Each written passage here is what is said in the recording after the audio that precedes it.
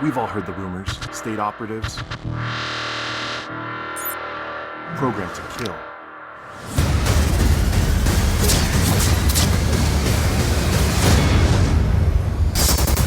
Condor will die by my hand. There's a problem. This is what I would call unexcusable. You can judge a man's entire life by his last breath.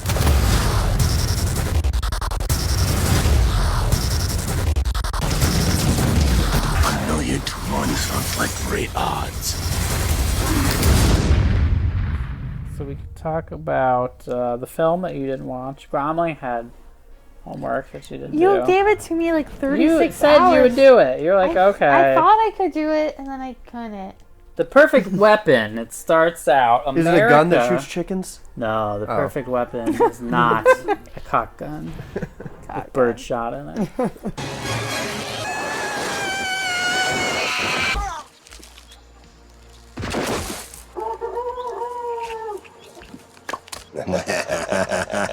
It starts out, it shows America 2029. Nuclear missiles and nuclear bombs going off. So it's post-apocalyptic.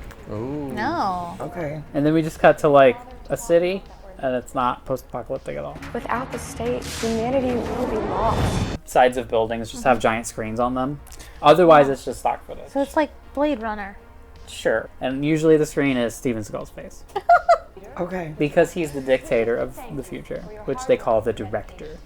Is he the dictator of like this one city-state? It's never clear to me how big this is supposed to be. It seems like it's the whole world. It's America. It's this small town. Who knows? I've seen an interview with the director of this. He's Swedish, and he directs like all kinds of genres, all kinds of stuff, writes his own stuff. He has like his crew of buddies, and they made a movie called Grandma is a Punk Rocker. And then they made a like movie that looks like Norse mythology / The Revenant or something like that. Okay. He gets some attention, and Hollywood's like, "Do you want to make a Steven Seagal movie?" He was like, "Sure, I guess." He doesn't write it. He's not involved in producing. They're just like, "Here, you're in charge." And so, he's like, "I was just trying to make a silly, over-the-top '80s B movie, but like no one else involved is trying to do that. Everyone else just thinks they're making the random Steven Seagal movie of the week. Weird and stupid and over the top." So I wish I had known that before I watched it, which is why I wanted you to watch it. She didn't do her homework. Because I didn't think it was that over the top. It was just kind of dumb. The ultimate B movie. Yeah.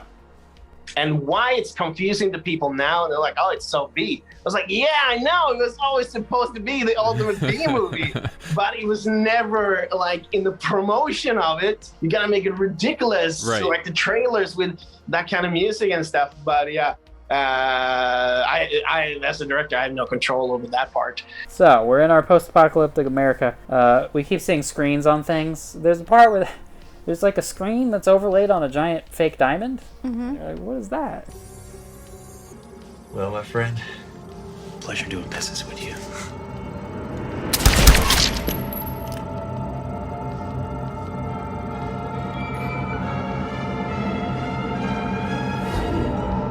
And then sometimes mirrors are on the wall, and they'll like put a screen on the mirror. Okay. All right. That's Hello, my fellow people, and God bless you. Many years ago, we survived a horrible war. They were hard times. Many of those close to us perished. So we can see like the browser, the operating system. There's like logos on the bottom. The Internet Explorer logos in there. So that survived the apocalypse. So this movie, the main character is a bald guy who looks like Agent 47 from the Hitman video games. Okay. Just your generic bald badass action man. His name is Jonny Messner, or Bargain Bin Diesel. I like it. I like that Bargain too. Diesel. I noted lots of bad wigs. Oh, I love a bad wig. Maybe I could And appreciate the main character is that. bald. I'm here. Bring that fine chica ass poppy. So he's a programmed weapon hitman working on behalf of the director, which is Seagal. The perfect weapon means he just walks into place with a silenced pistol and shoots people, and that's about it. Oh. And so there's a lot of talk about like the state is bad because we don't have freedom. The director sees all your hard work and will reward all good deeds and punish anyone who threatens the state or its citizens. And there it cuts to like some politicians. They're talking about like, well, we want freedom. And then so he shows up and kills them because they're pro-freedom. You mean the rumor of state operatives, licensed to kill, moving amongst us, trained to kill any enemy of the state? We can take action now, or we can continue to allow the state to take away our liberty. Oh, and he's not about that. Right, and so he goes to assassinate a dude who looks like Emmanuel Cleaver. Oh, the old mayor of Kansas City. Oh. And he's in I think a hot tub with a lady. And he kills him, and he's supposed to kill the lady, but he doesn't because it's a lady. He can't kill a woman. I realize now that people in power, all they want is more power.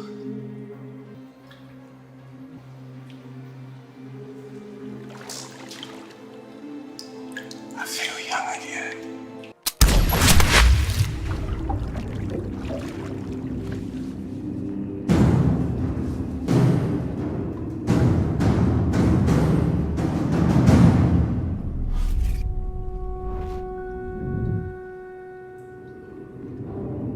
And we've seen some like flashbacky things where it's like he sees visions of a woman and it kind of looked like her, and I was like, is that the same woman or is this just a different woman that looks like her? And so he has some kind of haunted past, something. State Farm, supplying you with your safe, germ-free, perfectly processed food since 2019.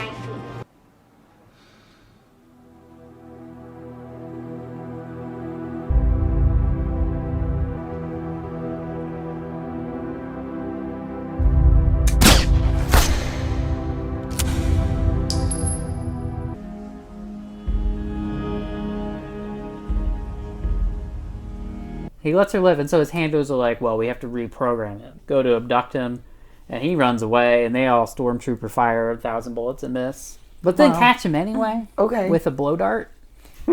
Oh, missed him with the So gun. they gotta but- reprogram him.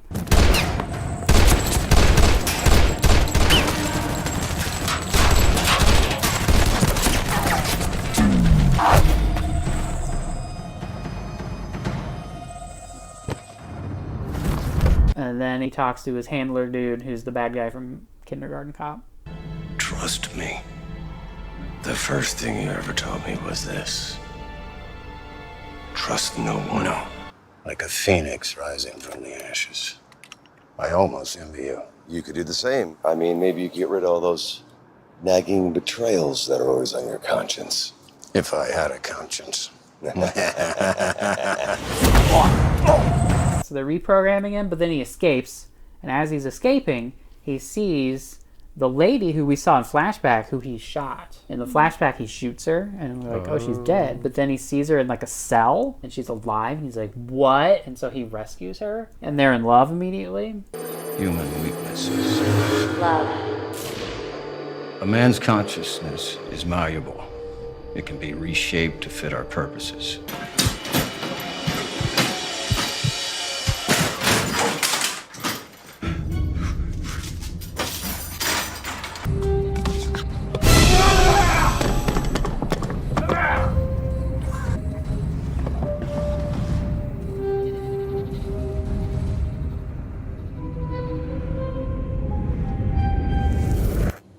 Accent? Yeah. Access granted.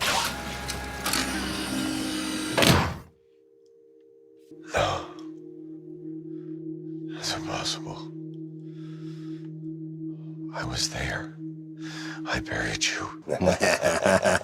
I mean, whoa. Or they were in love syndrome. then? Stockholm syndrome. It's very unclear. Were they in love then, and then he had to kill her, the job, and he did it anyway?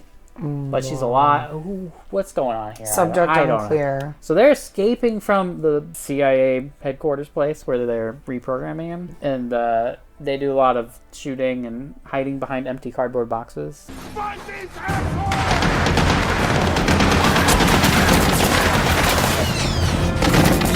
This lady, she then like does like gymnastics, handsprings, while dudes are shooting at her and missing. And then they escape. There's like a big ass like a taco truck kind of van, real big vans. Yeah. And they like jump through the front windshield of it, or they're like hanging out the front windshield or something while they're like reversing out of the place while 7 dudes are shooting machine guns at them and all missing. And there's not even like things hitting the van; they just all miss as they're like slowly backing up. And just bad shots. Right. So now we've talked a lot of it's like a surveillance state. They can see you everywhere. Like we have no freedom because of the surveillance It's state. Big 1984. Brother's always watching everything you do. This is why the politicians are like, we should have freedom and they shouldn't watch everything we do. And so you're living in this Big Brother future. You escape from that headquarters with this girl you just rescued who was in their jail. Where do you go? Your own apartment. Absolutely. Back to his apartment. And are considered armed and extremely dangerous. Look. If you've seen this man or this woman, please contact the state immediately.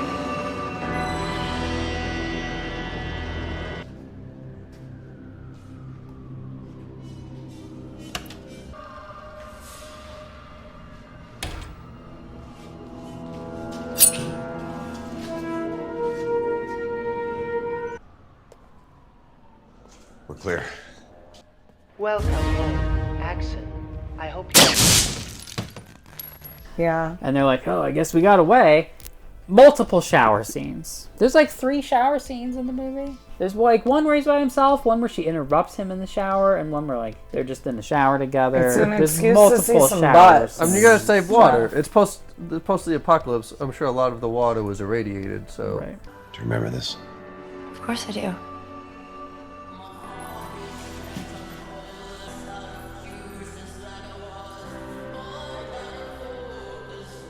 I love you, Nina. Everyone thinks I'm dead.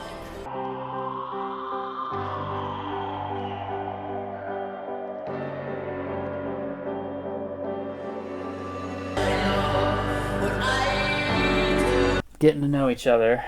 Steamy. And then the shower bad scene. guys show up, of course. The evil, the Oh. state shows up.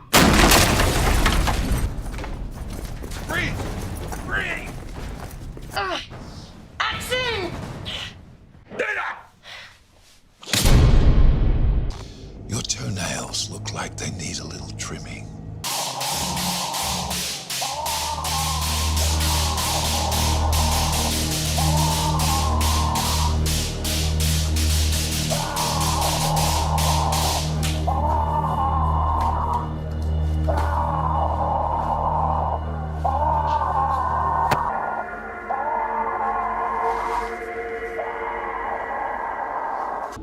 I'm glad that you enjoyed putting your dick in that sweet, sweet little pussy, because now I know what part of your body you do not want to lose. But I will find the mole in the records. Someone with access ended his reconditioning before it finished. I trust you will find this mole.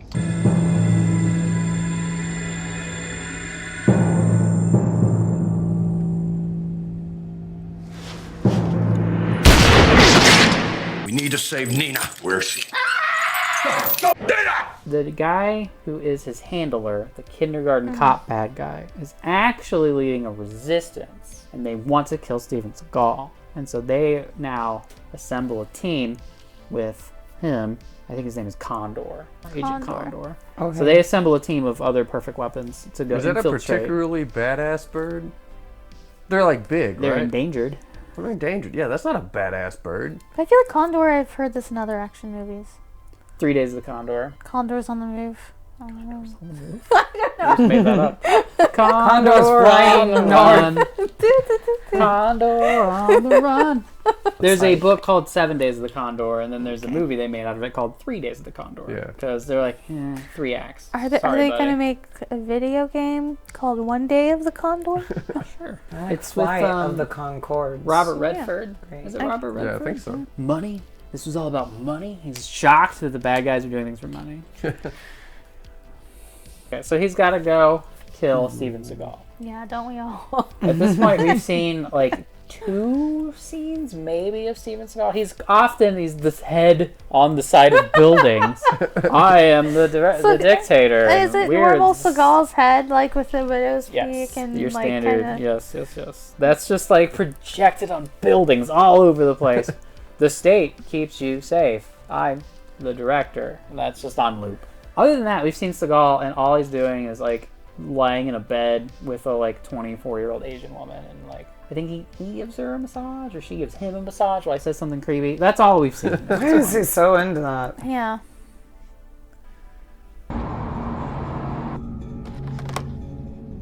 Wounded 3 times, honorable discharge, no surviving family.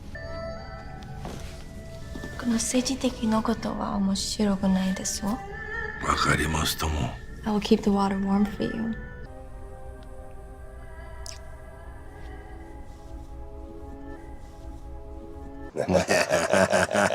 Reconditioning. Oh, reconditioning. So you're recommending the Gulag? Gulag 7, to be exact. The heebie-jeebies and the willy-jillies. Oh, I skipped over. In the middle of their getting to know each other phase, Condor and the lady, whose name I don't remember. You know, in Team America, where they're like, I want to hook up, but I can't because what if you die? We can hook up if you promise you'll never die. Yeah. I promise I will never die. And then they have sex. That happens. Unironically, that just happens. Promise me you won't die. I promise you. They're not making a joke. But apparently they are making a joke because The whole movie's a joke. the Swedish director Titus Paar apparently is trying to make it jokes. No one else is aware that it's a joke. That's the best kind of joke. So they hatch the plan to go kill Steven Seagal. The dictator of the world, this small city, America, I'm not sure. So they infiltrate it. Basically, it looks like 4 people sneaking in a Marriott. Like that's... They kill like 5 guards is all it takes. Your mission. What fucking mission? Freedom. What are you talking about? We need to take out the director. That headquarters building is fortified like a bunker. You'd never get in. And even if you did, it has like alarms and codes that reset every hour. He's the most heavily protected man in the country. This is Kyoko Shima, the daughter of Toshio Shima. After he had him assassinated, she's been with him ever since. Okay, good. So she's an ally. No, she fell in love. A classic Stockholm syndrome. I need you to simply take him out. Simply, if for some reason something happens to me. This is for you, sir. Thank you.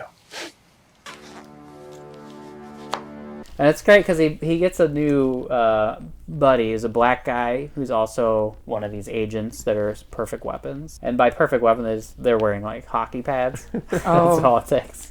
Really? So they're like, all right, he and I are going to infiltrate. There's a sniper on Overwatch, which I think is the director. But there's a guard who's walking back and forth on like this raised, it looks like a wall. Mm-hmm. And they're like, we have to get over this wall, past this one guard.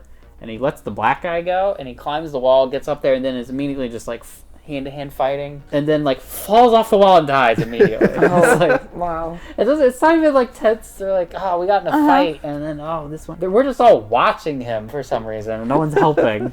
And it's the first guard on the list. It's the tutorial. They failed the tutorial level. But that's because I have no choice. You do. And I think about every innocent life that I've needlessly taken. From now on, I'm in control.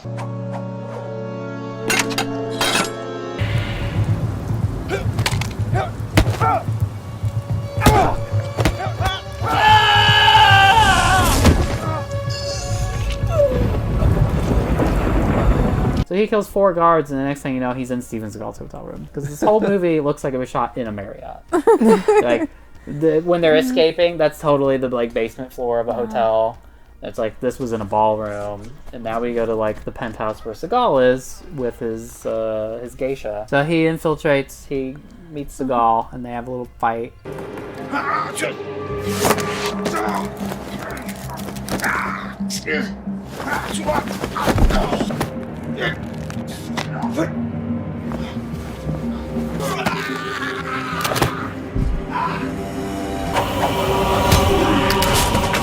And then Seagal has everything up his sleeve. He reveals to him the people using him, his handler, this lady that he now likes. That's all programming. And that the lady, he didn't really have a past with her. That was all just an invented memory. And they're all he like puts in his head. They're just manipulating him to kill Steven Seagal.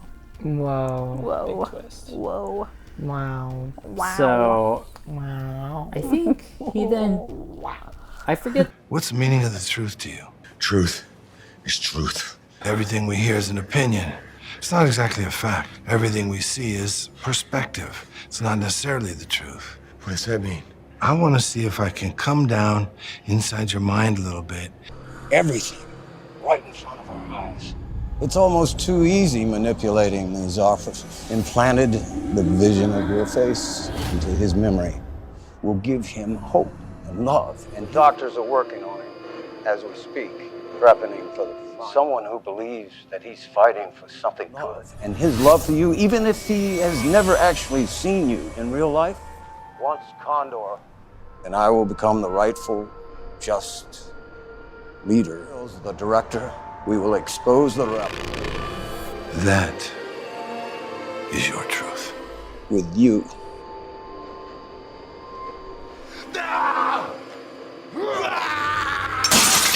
The order. He then stabs Steven Seagal with a knife, but lets him live. Okay. I forget if he leaves and comes back and does that. I don't remember. It doesn't matter. But then he goes and he confronts the lady, and she's like, "Oh, I do love you. It was a plan at first, but now I really do love you. But I really did fall in love with you because we spent 6 minutes in the shower." Yeah. Right. And then he just shoots her. We can broadcast to the people. The director's reign is over. Do you understand that?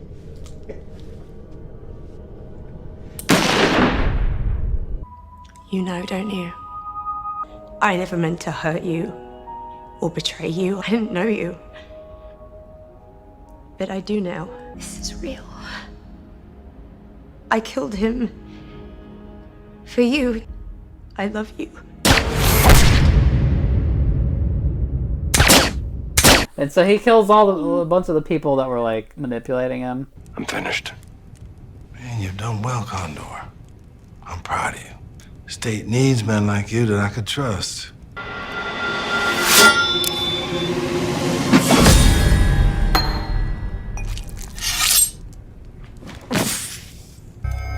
These guys with berets come after him, and it's like, I think these are the fascist bad guys wear berets. And then dudes in suits who we don't know who they are show up and like help him. And like, there's multiple factions we have not been exposed to at all. Suddenly are all fighting. So they're all like celebrating. They're showing like Times Square, and again, not at all dressed at all. It was the stock footage of Times Square with like Seagal's face in the corner, and they're like, "The dictator's dead. We did it. We're celebrating." It's like that scene in Return of the Jedi. Yeah. Show Coruscant. We did it.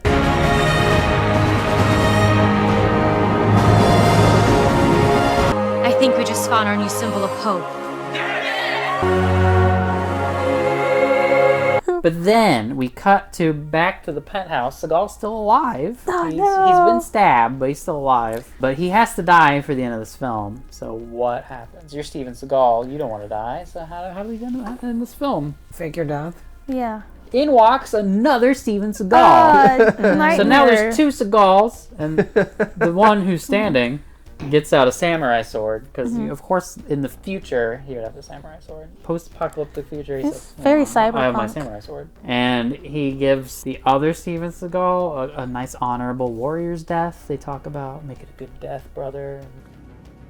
My brother, mission complete, sir. You've done a wonderful job for me, brother. You gave me your life, you gave me everything. You can judge a man's entire life by his last breath. Give me an honorable death. Avenge me, brother. So he stabs him, and so it's like, is that a clone? Seagal's talking to himself. Is it his twin brother? Is it a twin? Or is it just a one of those clone? body doubles that most dictators have these days? Yeah, body double, clone, who knows, doesn't matter. Was that Evil like stepbrother. the quietest, Eviler. like low-spoken scene? Like, Yeah, that's pretty much what happens. Everyone thinks Seagal is dead, but that was the body double clone. And then it shows Seagal in a futuristic helicopter flying away. Oh. Green screen? So he survived the film. He's in about 15 minutes of the film. Wow. It's barely in. Okay. I might have liked that one a little bit more than the others. The director has very interesting stories. I wish I had watched his interview before I watched the film, because watching the film is like, this is just so stupid. But he's like, I'm trying to make this bad on purpose. Nobody else is in on it. Writer, Seagal, whatever. So they're like, hey, do you want to be in this? We want to direct the Steven Seagal movie? He's like, I guess I need the work. And they're like, yeah, we got Seagal attached, blah blah blah. Next thing you know, once he's like directing it, they're like, so anyway, we need you to go to China to talk to Steven Seagal to convince him to do this film. And it's like, what the fuck? I thought he was attached. Oh man, I can't tell you half of the stories. I think he got a blowjob the first time we talked, which was weird. Like while talking? Yeah, while talking. Oh my gosh. Yeah, so that was a weird introduction. Oh.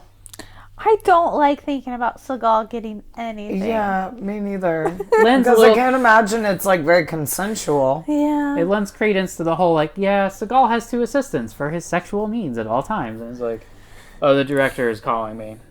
No, keep going. Quote, he's like a Bond villain in the flesh. Oh. Yeah. And I can't tell you half the stories. Why? Because they're like too risque, too illegal. I don't know. Because he can't tell this one. Or because they're so bad, but he has no proof that Seagal would just sue him for defamation. When was this? This film was made in 2016. Oh, okay.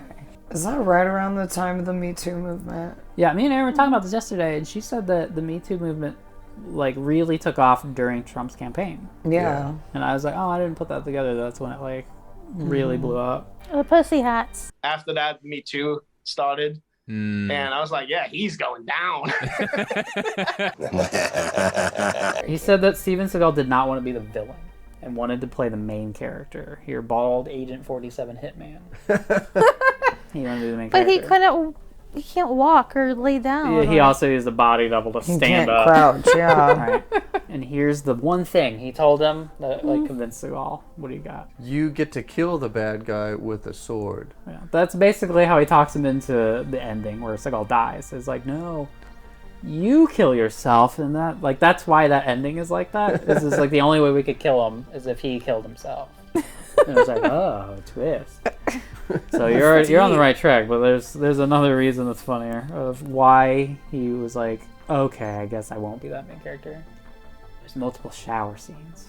No, we got to be naked. Like, you don't want to do shower scenes, Steven. He's about to make the film China Salesman with Mike Tyson.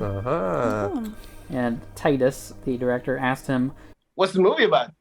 I don't know. But paying me $1 million. Having watched it, I don't know either. It's pro-China propaganda. The main character is a guy from China who's trying to sell like 4G like cell phone infrastructure to a country in Africa, and there's like an American guy who's evil who's trying to sell them 4G. And everywhere he goes, he's like, "I am China salesman." Like, he says that 400 times. Steven Seagal and Mike Tyson have a fight, and it's clear they were never in the same room. He's barely in it. According to Titus, they were eating dinner. They're eating Chinese food. And there were napkins, but he couldn't reach them. And rather than asking someone, hey, can you hand me one of those? Or just like shuffling slightly, he pulls a knife out, stabs the napkin, and brings it to himself. Oh my God. That's crazy. So he grabs a fucking knife and like, chua, pwah, stabs the napkin right in front of me. Like, and he showed me like, there's a lot of these guys around. There's like rattlesnakes. I was like, oh, fuck, I hate snakes. They don't bother me. I use snake magic on them. I'm a Buddhist. And I give them something in return, and they give me safe passage. Only 3 try to bite me. You see, they're like people. Some are good, some are bad. I was like, yeah! Like he can charm Snake snakes? can talk to them. He said snakes are like people. Some are good, some are bad. You can say whatever you want to a snake. He agreed to do the film on one condition. I guess this is after we're like, you're the villain and not the main character. I get an assistant. That he gets some sexy scenes. Of course.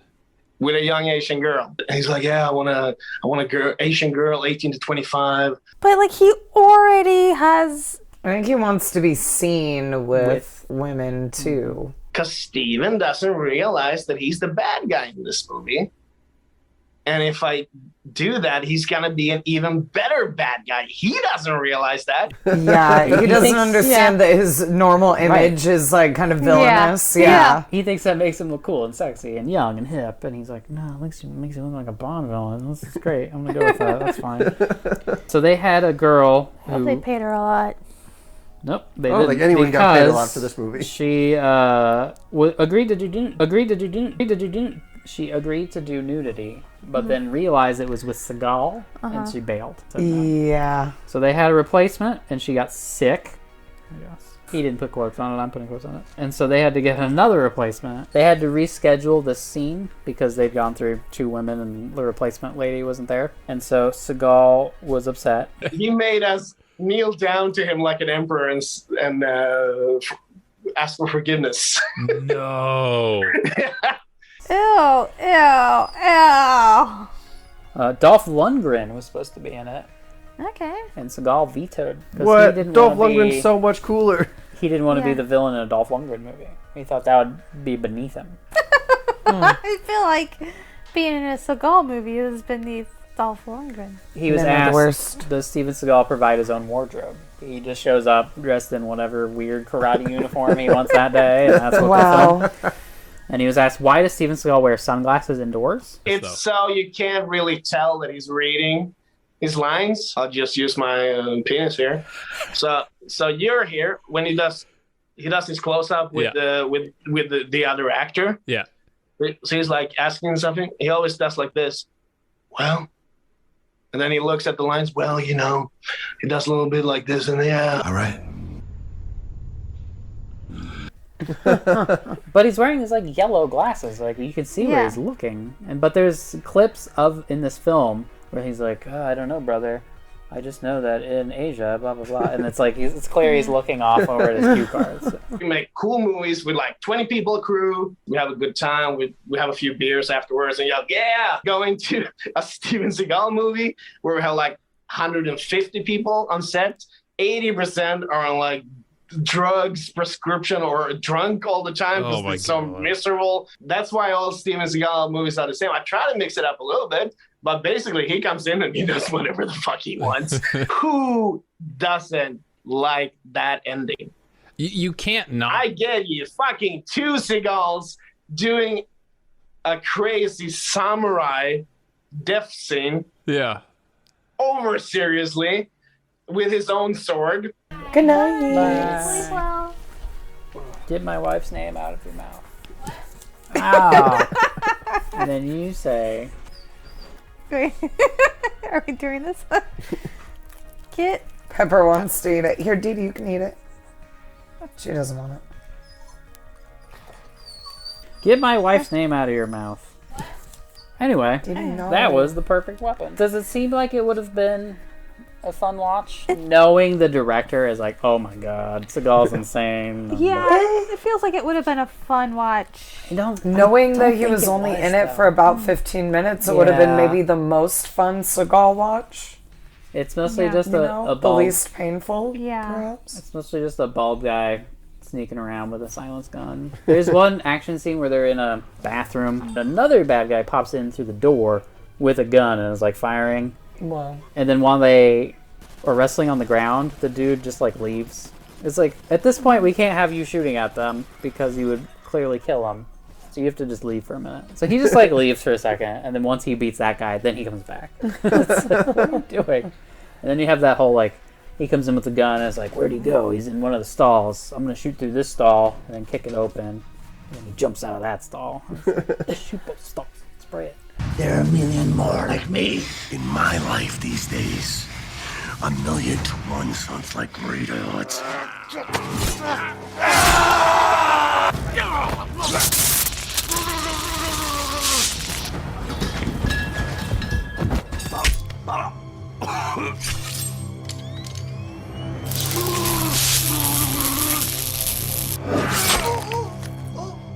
You motherfucker!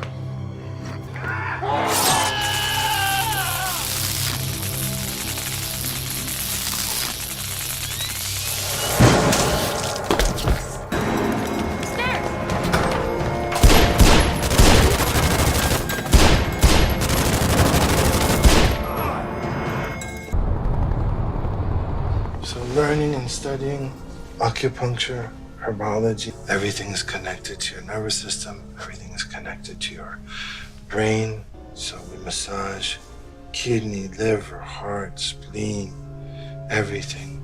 This is what I need to teach you. You understand? The heebie-jeebies and the willy-jillies. Who wants to read some dialogue? What's the meaning of truth to you? Truth is truth. Fact. Everything we hear is an opinion. It's not exactly a fact. Everything we see is perspective. It's not necessarily the truth. What does that even mean? I want to see if I can come down inside your mind a little bit and see if you understand what the real reality is. I want to see if I can come down inside your mind a little bit. Okay, don't come out of my mind. Yeah.